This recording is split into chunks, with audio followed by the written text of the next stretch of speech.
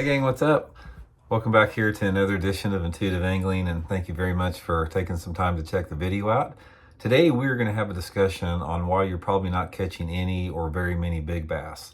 Everybody wants to catch big ones and they're hard to catch, so I'm going to sort of let you guys know why you're probably not catching many, and maybe make where you don't feel so bad about it, and then give you some tips and advice on what you can do to catch some.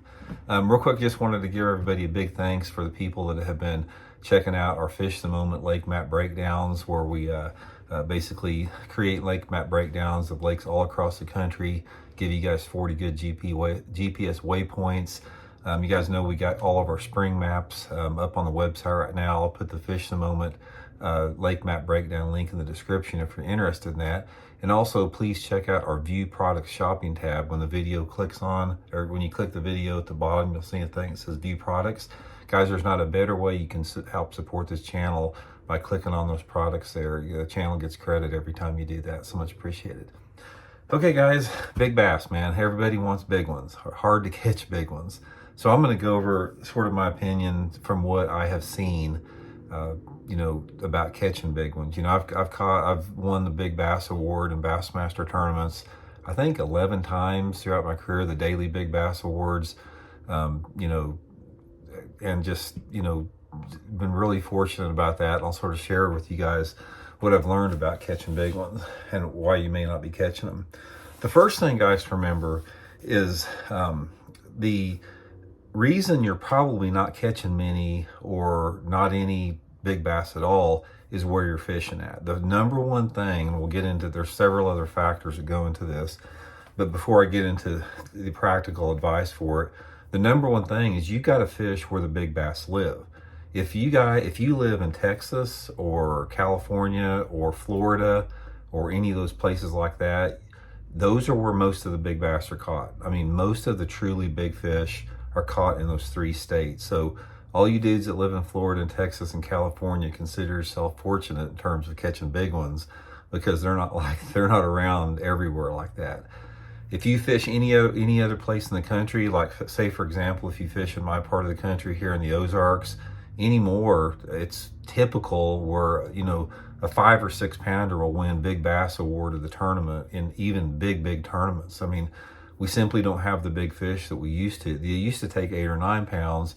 Now I'm going to guess the average big bass in most of our tournaments in the Ozark area here throughout the course of the year is 5 to 6 pounds. And that's probably par for the course in a lot of different lakes across the country. So the first thing is, if you live in a part of the country that just doesn't have a lot of big fish, you're probably not going to catch a lot of big fish. So just be kind with yourself on that.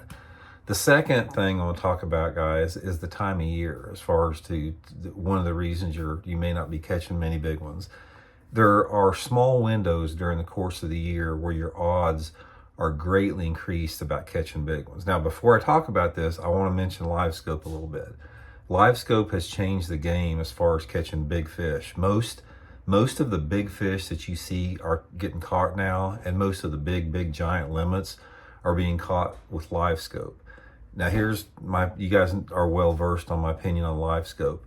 I'm not going to talk about that. I'm going to talk about regular real bass fishing, because in my opinion, I don't, and I know the opinion of a lot of my viewers out here, I don't view a big bass caught with live scope, even though it's legal, as a truly legitimate catch. And what I'm saying by that is, if you're scoping around out there with live scope and you see this big fish swimming on your live scope, and you cast over to that big fish and you can actually see that big fish coming after your lure, and you can manipulate your lure or make different presentations, and you can watch that fish in real time hit that bait, and then that fish bites it and you catch it, I do not, excuse me, I do not consider that, I don't want to say it's illegal. It's illegal. But in my mind, I don't equate that as a legitimate fish. To me, it's sort of like catching a big one in an off limits area. I know a lot of you guys are going to, get pissed when I say that. A lot of you guys are going to say, right on, Randy, but regardless, the point is I'm not going to talk about live scope in terms of catching big ones. I'm going to talk about traditional methods. It gets me back to the point. What I'm saying, the second reason I'm talking about on live scope, or excuse me, big bass, why you're not catching many or any is the time of year you're fishing. If you're fishing traditional bass fishing techniques, traditional bass fishing ways, most of the big fish you're going to catch are going to come during the pre-spawn, because there's more big bass, shallow and catchable and aggressive, when that water temperature is between like 47 and 57 degrees than any other time of the year. There's bigger populations of heavy female bass that are shallow that time of year. And that's why your odds of catching big ones go way up during the pre-spawn. And then if you catch a big one throughout the course of the year, that's sort of like a anomaly. Now you can catch some big ones during the post-spawn. There's like windows. The pre-spawn is the #1 time to catch them. The spawn, little bit so. Post-spawn, it gets tougher. Early summer, right after those fish come to off the beds and get deep, there's some big ones caught. And then the rest of the year, it's extremely tough. I mean, if you catch a big one in, July, August, September, November, like that, it's like, it's just a rare feat to catch a giant there. So another thing, so what I'm basically saying, your odds go way up if you fish during the pre-spawn for the big ones.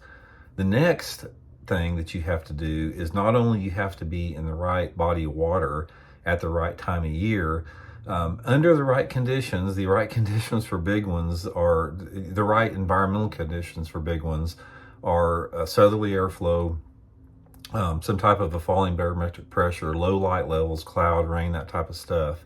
So you've got the conditions, you've got the lake, time of year, and then your technique is the last thing to consider. If you're going to catch big ones, you have got to be fishing for big ones. Now, I'm not saying you can't catch a big one out of the blue on a shaky head or something like that, but your big fish are going to come on a handful of bait categories. And those bait categories are going to be like, Alabama rigs, they're going to be, jigs, they're going to be bigger swim baits, they're going to be glide baits, they're going to be big spinner baits, they're going to be larger profile lures. The two baits that I have caught the most big fish in my entire life on is a jig, full size jig, like, here's my block at Old School, like here, full size jig, and a big 3/4 to 1 ounce spinner bait. I've caught more bass over 7 pounds on those two lures than I have any other ones by far. Second to that, as far as, behind the jig and the big spinner bait, the third, I would put like a jerk bait in there. The fourth, I would put like a lipless crankbait. And the fifth, I would put some type of a crankbait followed up by a topwater lure, as far as for the big fish. But so if you're going to catch big ones, you got to fish with the techniques that'll produce big ones. So anyway, guys, quick tip again, go to the lakes where you have big fish. If you can't get to those lakes and you have to try to catch a big one for where you're at, make sure it's during the pre-spawn with the bigger lures under the right weather conditions, and your odds go way up. Now, and again, what I'm saying is, if you're talking about catching big ones, it's all relative to where you're at, because like I said, if you fish here in Missouri anymore, a 7-pounder is a giant. There's very few 7-pounders caught in tournaments anymore in Missouri. I mean, there's a few, but there's not many. So 7-pounder is a giant here, where in Texas, a 12 or 13-pounder may be a giant.